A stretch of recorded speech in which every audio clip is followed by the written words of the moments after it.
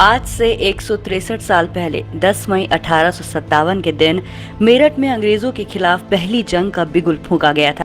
है 10 मई 1857 की, जब मेरठ की एक छावनी में मंगल पांडे ने अंग्रेजी सरकार के खिलाफ खुला विरोध दर्ज किया था और यही विद्रोह आगे जाकर अंग्रेजी सरकार के ताबूत पर पहली कील साबित हुआ। नमस्ते, मैं यशराज शर्मा बिना किसी परिचय के सीधा टॉपिक पर आता हूं और आज की इस वीडियो में हम बात करेंगे कि अब 1857 की क्रांति की शुरुआत कैसे हुई और उसका अंग्रेजी सरकार पर प्रभाव कैसे पड़ा।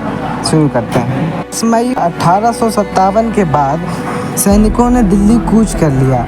वहां जाकर के सरकारी दफ्तरों में आग लगा दी और काफ़ी लोगों की हत्या भी की।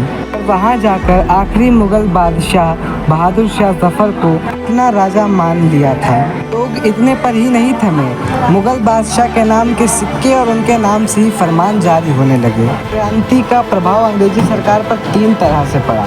पहली, उनकी 2.5 लाख सैनिकों में से अधिक सैनिकों ने अपनी नौकरी छोड़ दी थी। उनके राजनीतिक अधिकार छिन रहे थे और संपूर्ण भारत से विरोध जारी हो रहा था। आंदोलन के होने के भी 3 कारण थे। पहला, भारत के राजनीतिक और धार्मिक मामलों में अंग्रेजी सरकार की दखल अंदाजी। दूसरा, किसानों और जमींदारों को हद से ज़्यादा कर देने के लिए असंतोष और के द्वारा की गई ज्यादतियों से भारत का तंग आना। 1857 का यह विद्रोह बाकी विद्रोह का एक बड़ा रूप था।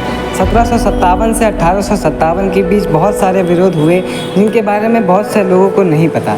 उन्हीं विद्रोह का बहुत बड़ा रूप ये था। इसका सबसे बड़ा कारण था बंदूकों पर लगा हुआ कारतूस, जिसे खोलने के लिए मुख का इस्तेमाल करना पड़ता था, लेकिन उस कारतूस पर सूअर और गाय की चर्बी लगे होने के कारण हिंदू और मुस्लिम सैनिकों के धर्म को नुकसान पहुंचने के चलते मंगल पांडे ने छावनी में इस बात की घोषणा कर दी कि हम अंग्रेजी सरकार के खिलाफ विरोध करेंगे। वहीं से पनपी चिंगारी 1857 की। मंगल पांडे की इस बात को सुनने के बाद बाकी सैनिकों ने भी विरोध जताना शुरू कर दिया। ये बात जब तक अंग्रेजी सरकार को पता चलती तब तक बहुत देर हो चुकी थी। इसीलिए अंग्रेजी सरकार ने मंगल पांडे को उनके समय से पहले ही फांसी दे दी।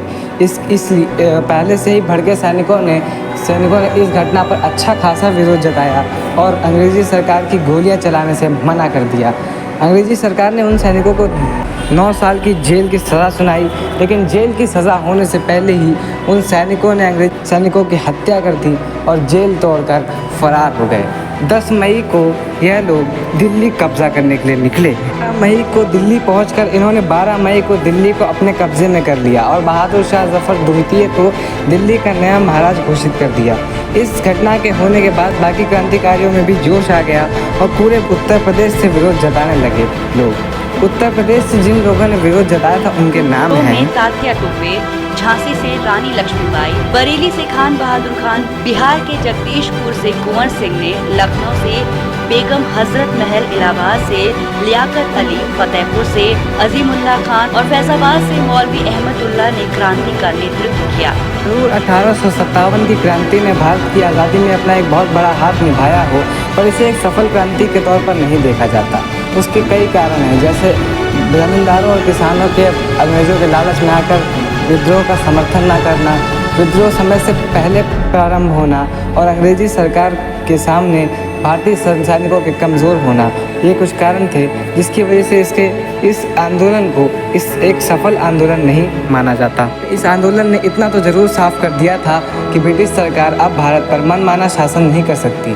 दिनांक 1 नवंबर 1958 के रानी विक्टोरिया के घोषणा पत्र के अनुसार भारत में प्रशासन का दायित्व ब्रिटिश क्राउन को सौंप दिया गया। राजाओं के साथ यथास्थिति बनाए रखने की गारंटी दी गई।